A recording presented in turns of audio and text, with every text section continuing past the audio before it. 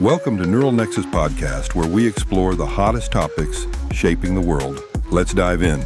Welcome to this deep dive into Human Metapneumovirus, or HMPV for short. Yeah. It's a virus that you've probably never heard of, Right. but chances are you've already tangled with it at some point. Most likely, yeah. Yeah, you sent over some research on this, and I did. I gotta say, I was really surprised by how little I knew about something that is so common. Yeah. It's like the common cold's stealthy cousin. Similar symptoms, but with the potential to get a lot more serious. Definitely. Did you know that most of us encounter HMPV before we even hit like 5 years old? Yeah, it's pretty widespread, especially in young children. Wow. It makes you wonder, what else are we missing about this sneaky virus? Well, it's a good point. HMPV often flies under the radar, masquerading as a simple cold. Huh? But the truth is it's been circulating among us for far longer than we realized. Officially discovered in 2001. Oh, wow. Okay. It actually belongs to the Paramyxoviriddae family, Okay. which includes some pretty big names like RSV and measles. Okay, now those are names I recognize. Right. But if it's related to such well-known viruses, why isn't HMPV more infamous? Why isn't it more well-known? Well, the symptoms are often so similar to a common cold.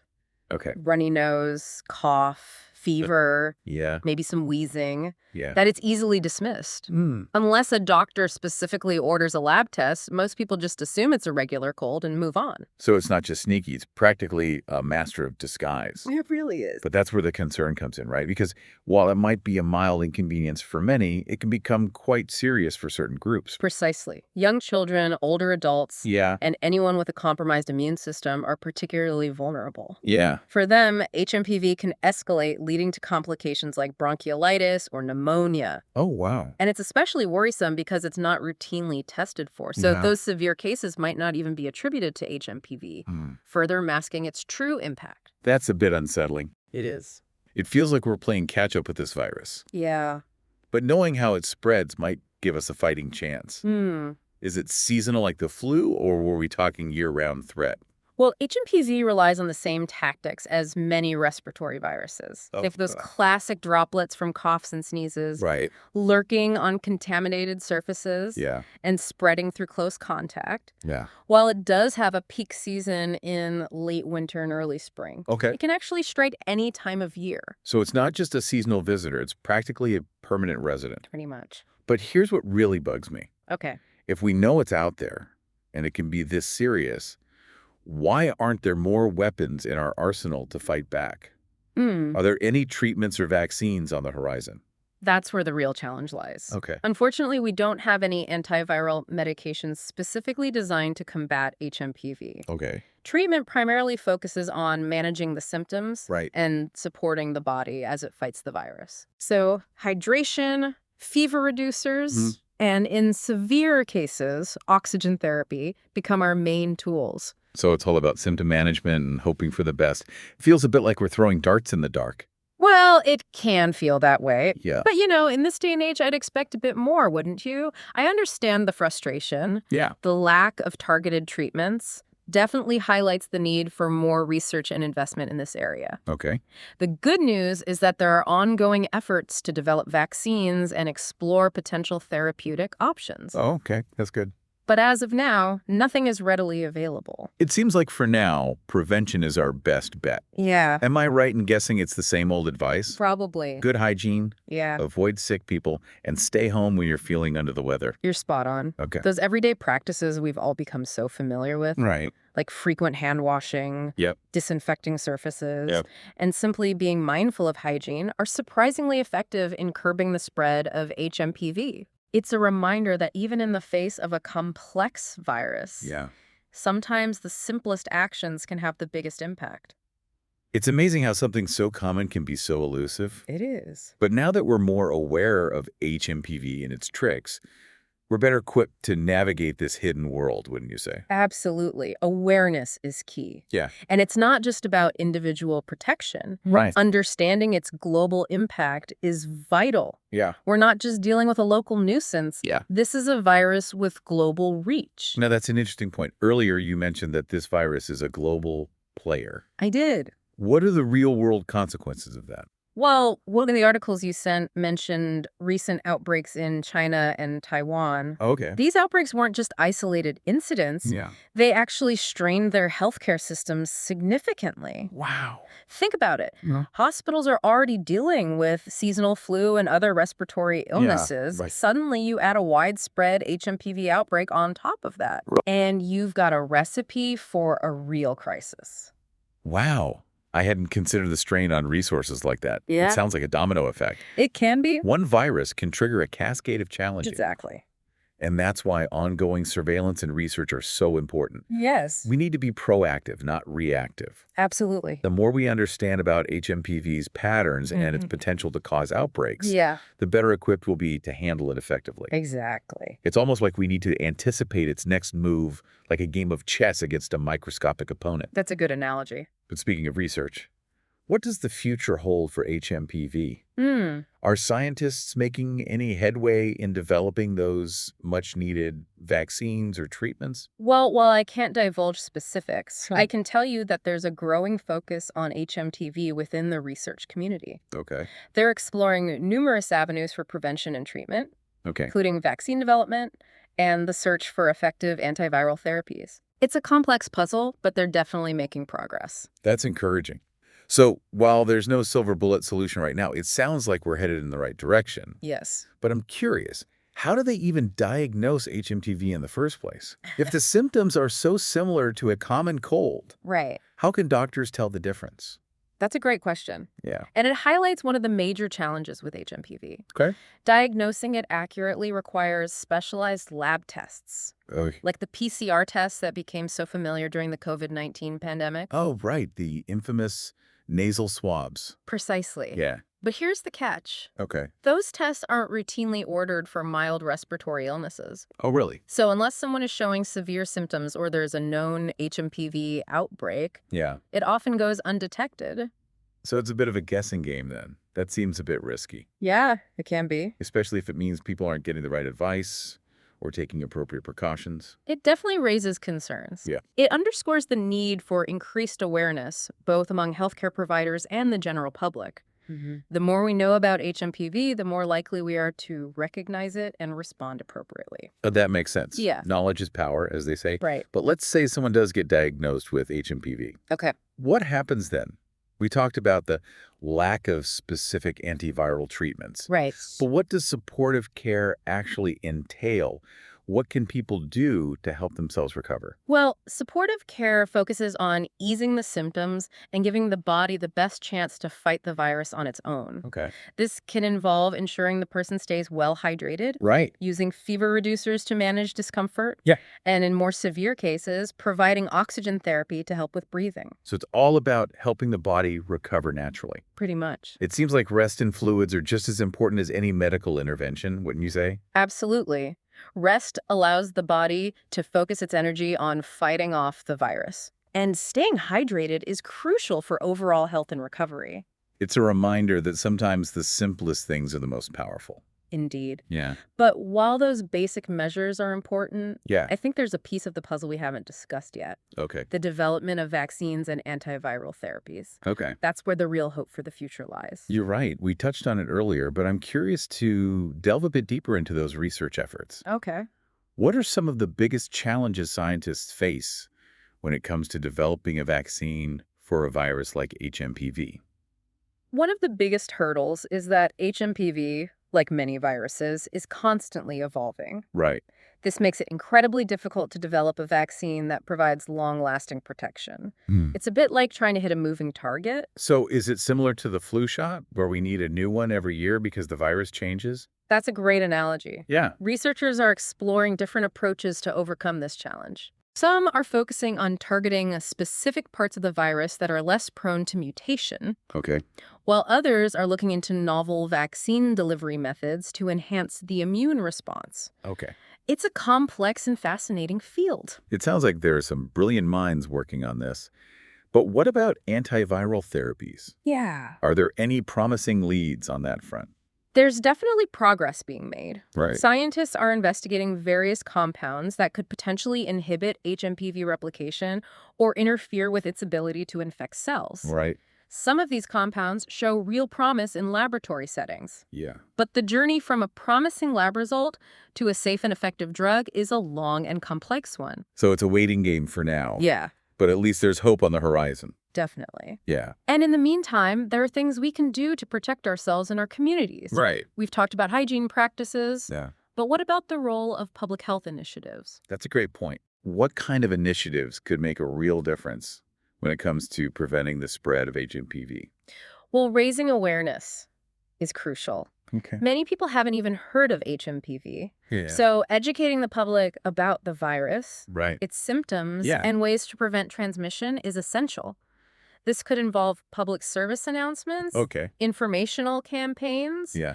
or even incorporating HMPV education into school curriculums. It's like we always say, knowledge is power. Right. The more people know about HMPV, the better equipped they'll be to make informed decisions about their health. Exactly. But what about healthcare providers? Mm. What role do they play in preventing the spread of HMPV? Their role is absolutely critical. Right. They're on the front lines, Right. seeing patients with respiratory symptoms every day. Right. Increasing awareness among healthcare providers Mhm. about HMPV and its potential impact, Yeah. especially on vulnerable populations, is essential. Okay. This could involve continuing medical education courses, Yeah. updated clinical guidelines, Okay. or even simply encouraging healthcare providers to consider HMPV as a possible diagnosis when they see patients with respiratory illnesses. It's like connecting the dots, isn't it? It is. By raising awareness among both the public and healthcare providers, we create a more informed and proactive approach to preventing the spread of HMPV. Exactly. But what about those individuals who are already dealing with a weakened immune system? Right. How can we best protect them from HMPV and its potential complications? That's a crucial consideration Yeah. for individuals with compromised immune systems. Yeah. Extra precautions are absolutely necessary. Yeah. This might include limiting exposure to large crowds, especially during HMPV season, Right. being extra diligent about hand hygiene, Yeah. and even considering wearing a mask in public settings where there's a risk of encountering respiratory viruses. It sounds like a multi-pronged approach is needed, wouldn't you say? A combination of individual responsibility, public health initiatives, and increased awareness among healthcare providers. Precisely. Yeah. It's not just about relying on a future vaccine or treatment. It's about taking proactive steps right now to minimize the impact of HMPV on individuals and communities alike. You know, as we delve deeper into this topic, I'm realizing that there's so much more to HMPV than meets the eye. It's a reminder that even common viruses can have a profound impact on our lives and healthcare systems. I completely agree. Yeah. And it highlights the importance of staying informed, staying curious, Yeah. and continuing to learn as much as we can about these often overlooked threats to our health. This deep dive has certainly been enlightening. It has. We've explored the virus's behavior, its potential consequences, and the ongoing efforts to combat it. We have. But I'm sure our listeners are eager to hear even more. Oh, I'm sure. Okay, folks, we're going to take a quick break. Right. When we return, we'll wrap up our deep dive with some final thoughts and key takeaways about HMPV Okay. and what the future might hold for this ubiquitous virus. Sounds good. Don't go away. We'll be right back. You know, before we move on, I'd like to circle back to something you mentioned earlier about the strain on healthcare systems during HMPV outbreaks. Okay. It's easy to overlook the ripple effects of a virus, especially one that often presents with mild symptoms. That's true. We tend to focus on the individual experience, but the bigger picture is crucial too. You mentioned those outbreaks in China and Taiwan. Yeah. What kind of impact did they actually have? Well, according to one of the studies you provided, Okay. some hospitals in those regions were completely overwhelmed during peak HMPV season. Wow. They faced bed shortages, delays in care for other patients. Oh, wow. It really highlighted the fragility of healthcare systems when confronted with a sudden surge in demand. It's a stark reminder that even in countries with advanced medical infrastructure, a virus like HMPV can still create significant challenges. Absolutely, and it underscores the importance of understanding not just the virus itself, Right. but its potential to disrupt healthcare systems on a broader scale. I think this brings us back to the importance of research and development, Yeah, specifically when it comes to vaccines and treatments for HMPV. definitely. You mentioned earlier that scientists are exploring various avenues. I did. What are some of the specific hurdles they're facing in this quest? One of the biggest challenges is the virus's ability to change and adapt. Okay. HMPV, like many viruses, is constantly evolving. This makes it tricky to develop a vaccine that provides long-lasting protection. So it's a bit like chasing a moving target. Think of it this way. Okay. Scientists develop a vaccine that targets a specific strain of HMPV. Right. But by the time the vaccine is ready, the virus has already mutated. Oh, wow. Making the vaccine less effective, it's a constant game of catch-up. That sounds incredibly frustrating for researchers. It can be. But are there any strategies they're using to overcome this challenge? Absolutely. One approach is to focus on targeting parts of the virus that are less prone to mutation. Okay. These are like the virus's Achilles heel, areas that are essential for its survival and less likely to change over time. That makes sense. Hitting the virus where it hurts the most. Are there any other promising avenues they're exploring? Another interesting area of research is vaccine delivery methods. Okay. Traditional vaccines are often injected, Right. but scientists are looking into alternative ways to deliver the vaccine, such as nasal sprays or even edible vaccines. Wow, okay. The goal is to stimulate a stronger and more targeted immune response, Okay. hopefully leading to longer-lasting protection. Those sound like some pretty innovative solutions, but what about the search for antiviral therapies? Yeah. Are there any promising leads on that front? Yes, actually. Researchers are investigating a variety of compounds that could potentially inhibit HMPV's ability to replicate or interfere with its ability to infect cells. Right. Some of these compounds show real promise in laboratory settings. But the journey from a promising lab result to a safe and effective drug is a long and complex one. So it's a waiting game, but at least there's hope on the horizon. Definitely. And in the meantime, there are things we can do to protect ourselves and our communities. Right. We've talked about hygiene practices. Right. But what about the role of public health initiatives? That's a great point. Yeah. What kind of initiatives could make a real difference when it comes to preventing the spread of HMPV? Well, raising awareness is crucial. Okay. Many people haven't even heard of HMPV. Yeah, that's true. So educating the public about the virus, Right. its symptoms, Yeah. and ways to prevent transmission is essential. Mm. This could involve public service announcements, Okay. informational campaigns, Yeah. or even incorporating HMPV education into school curriculums. It's like we always say, knowledge is power. Right. The more people know about HMPV, the better equipped they'll be to make informed decisions about their health. Exactly. But what about healthcare providers? What role do they play in preventing the spread of HMPV?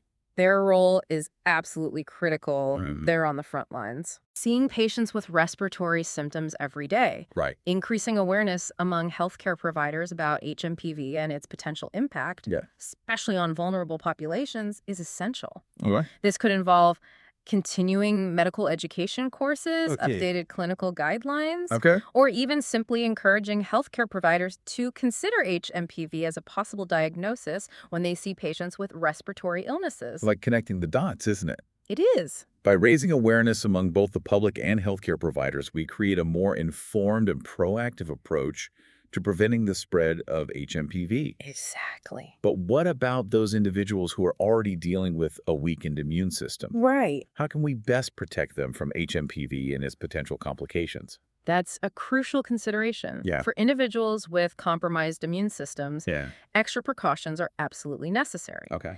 This might include limiting exposure to large crowds, especially during HMPV season, Okay. being extra diligent about hand hygiene, and even considering wearing a mask in public settings where there's a risk of encountering respiratory viruses. It sounds like a multi-pronged approach is needed, wouldn't you say? I would. A combination of individual responsibility, public health initiatives, and increased awareness among healthcare providers. Precisely. It's not just about relying on a future vaccine or treatment. Right. It's about taking proactive steps right now to minimize the impact of HMPV on individuals and communities alike. You know, as we delve deeper into this topic, I'm realizing that there's so much more to HMPV than meets the eye. It's a reminder that even common viruses can have a profound impact on our lives and healthcare systems. I completely agree, and it highlights the importance of staying informed, staying curious, Yeah. and continuing to learn as much as we can about these often overlooked threats to our health. This deep dive has certainly been enlightening. It has. We've explored the virus's behavior, its potential consequences, and the ongoing efforts to combat it. We have. But I'm sure our listeners are eager to hear even more. I'm sure. We've been on quite a journey with this deep dive into HMPV, It has been quite a journey. a virus that, let's be honest, most of us had never even considered before. Right. We've talked about its sneaky nature, its potential to wreak havoc, and the ongoing scientific battle against it. But as we wrap things up, I'm curious, what are the key takeaways you want our listeners to walk away with? No. What's the essence of HMPV that we need to remember? I think the most crucial thing to remember is just how incredibly common HMPV is. Okay. Most of us have already encountered it Yeah. and will likely cross paths with it again. It's a constant presence circulating in our communities. Right. Recognizing that is the first step in understanding how to navigate this viral landscape. It's like knowing the lay of the land before venturing into unfamiliar territory. We can't fight something we don't even acknowledge exists. Right. And once we recognize HMPV as a real threat, we can start taking those preventive measures we discussed. Good hygiene distancing from sick individuals and staying home when we're under the weather. Simple actions, but incredibly powerful. Precisely, the second takeaway builds on that. Okay. While HMPV might be a mild inconvenience for many, Right. it can pose a serious threat to those who are more vulnerable. Yeah. We need to be especially vigilant in protecting young children, older adults, and individuals with compromised immune systems. That means not only being mindful of our own health, but also considering the health of those around us. It's a sense of shared responsibility. Yeah. Right? We all have a role to play in preventing the spread of infectious diseases. Absolutely. And this leads to the third takeaway, Okay. which is the critical importance of ongoing research and awareness. Right. We might not have all the answers about HMPV right now, Yeah. but scientists are diligently working to develop vaccines, treatments, and better diagnostic tools. So while there's no magic bullet solution just yet, there's reason for optimism. There is. But until those breakthroughs arrive, staying informed and advocating for continued research is crucial. Absolutely. It's like we said earlier, knowledge is power. And the more we know about HMPV, the better equipped we'll be to protect ourselves and our communities. Well said. I think this deep dive has also highlighted a broader point about the interconnected nature of global health. Okay. HMPV isn't confined to one region or population. Right. It's a global citizen affecting people worldwide. That's right. We talked about those outbreaks in China and Taiwan, We did. which were stark reminders that a virus doesn't respect borders.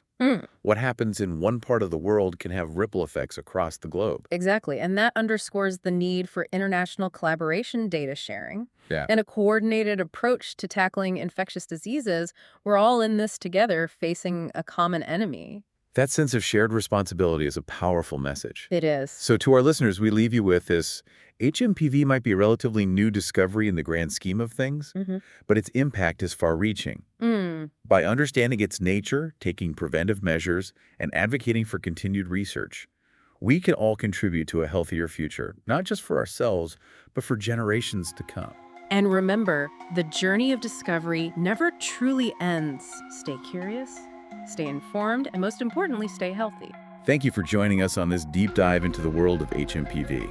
We hope you found it informative, engaging, and empowering. Until next time, keep exploring, keep questioning, and keep those hand sanitizers close at hand. Have a good one.